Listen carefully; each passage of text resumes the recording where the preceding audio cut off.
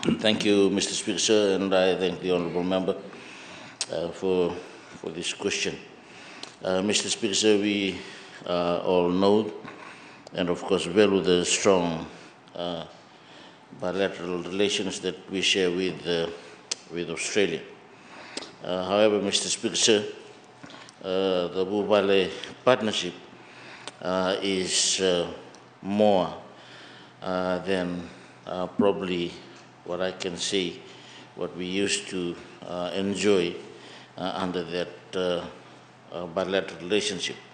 We are thankful to the Honourable Prime Minister and PM Morrison because of the Vuvale partnership that was forged in 2019, Mr. Speaker, sir. The partnership not only shows the level of cooperation that has been elevated, but demonstrates the deep-rooted relationship that we share. And it's not only as friends, but as I have stated, Vuvale is more than this. We have become family that share common history, and we have greatly benefited from this partnership, Mr. Speaker. But very briefly, the Vuvale partnership provided 5 pillars that laid the foundation for the partnership to work, and it is broad-ranging and comprehensive. If I may just state the 5 pillars before going on to the benefits, Mr. Speaker, sir. The 5 pillars are: 1, strengthening our people-to-people links; 2, is enhancing our security cooperation; 3, deepening our economic relationship; 4, cooperating on regional and international issues; and the 5th pillar, Mr. Speaker, sir, is fostering closer institutional linkages in support of strong and inclusive societies. Mr. Speaker, sir, the partnership have opened up many opportunities, especially through the enhancing of our security cooperation, where our defence force have benefited greatly, not only in terms of capacity and capability development, but also in the area of infrastructure development as well, Mr. Speaker, sir. Mr. Speaker, let me inform this August House that the Vuvale has contributed the following to the RFMF and the benefits that come with it as well. I've talked about capacity building between the Australian Defence Force and our RFMF personnel, and this also includes exercises between the two defence forces, Mr. Speaker, sir. We have seen an increased number of Fijians participating in Australia on training, and also at the highest level, particularly at Staff College and Defence College as well, Mr. Speaker, sir. And with that increased allocation, particularly for Defence College and Staff College, is something that we are grateful for. Not only that, Mr. Speaker, sir,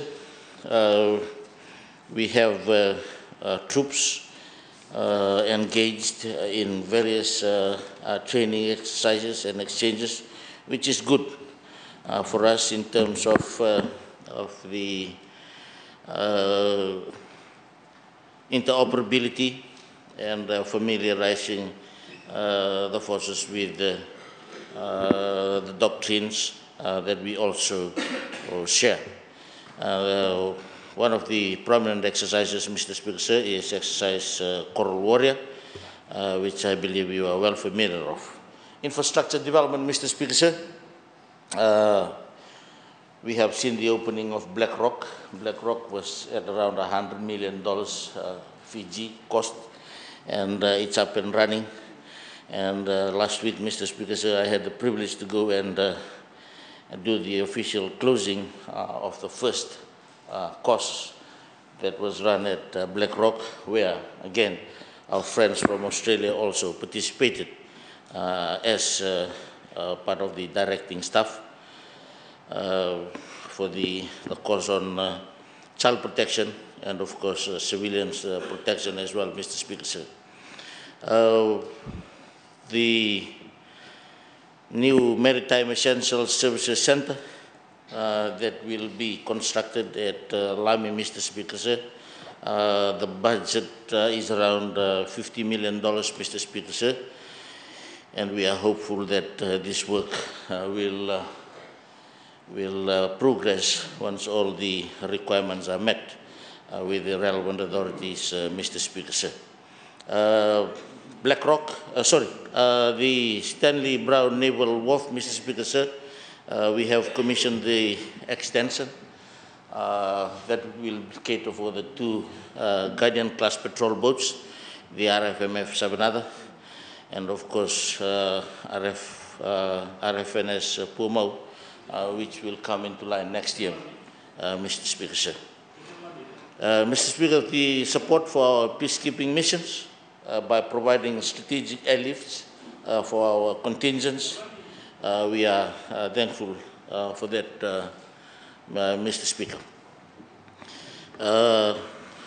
I've talked about the patrol boat program, and under this program, as I've stated, we have the Guardian-class patrol boats.